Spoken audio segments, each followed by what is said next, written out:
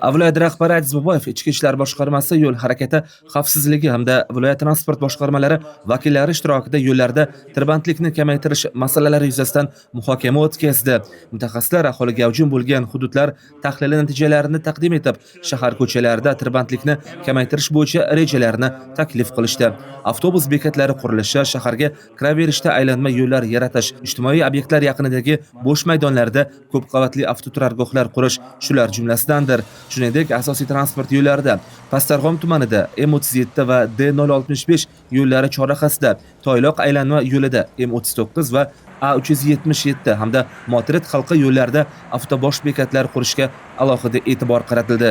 Samarqand shahrini aylanib o'tadigan aylanma yo'l tashkil etish, Toshkentdan kirib keladigan asosiy potokni endi jadallikda Samarqand shahriga kirmasdan aylantirib o'tish yo'llarini qurish bo'yicha takliflarni berdik hamda maktablar oldida o'quvchilarni piyodalar o'tish joyida harakatlanish vaqtida o'zimiz ham bilamiz, piyodalar o'tish joyida harakatlanayotganda piyodalarga yo'l bermasdan harakatlanadigan transport vositalarini o'sha qoidabuzarlikni aniqlovchi foto va video qayd etish qurilmalarini o'rnatish bo'yicha o'z takliflarimizni berdik.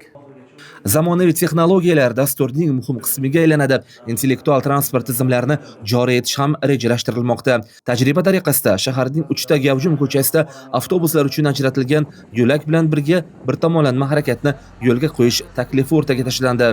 Buni eksperiment tarizasida Samarqand shahrining Orzu Mahmudov, Mahmud Qashqariy hamda Abdurahmon Jomiy ko'chalarini bir tomonlama tashkil etish eksperiment tarzida endi sinov tariqasida qo'llab ko'rmoqchimiz. Agar sinov tariqasida o'zini ijobiy natijasini beradigan bo'lsa, o'sha yon ko'chalardagi tirbandliklarni hamda ularni yechilmaga unda avtobuslar uchun harakatlanadigan alohida tasmalar tashkil etiladi.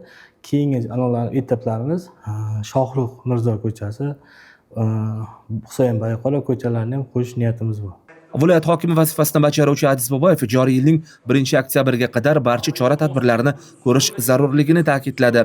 Shu bilan birga ishtirokchilar avtomobillarini belgilanmagan joylarda to'xtatishga yo'l qo'ymaslik, shuningdek Spitamen, Mirzo Ulug'bek, Beruniy, Dahbet, Ro'daki va Ibn Sino, Dahbet ko'chalari chorrahalarida yer usti va yer osti o'tish joylarini qurishga alohida e'tibor qaratildi.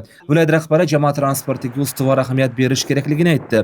Ushbu turdagi transportlarga qulay sharoitlar yaratilsagina odamlar avtobusdan ko'proq foydalana boshlaydi. Bu esa viloyat iqtisodiyoti, ekologiyasi va hayot sifatiga ham ijobiy ta'sir ko'rsatadi, dedi Aziz Boboyev. Muhokama yakunida yo'l harakati xavfsizligi hamda transport boshqarmalarining tegishli bo'limlari vakillaridan iborat ishchi guruh tuzishga qaror qilindi.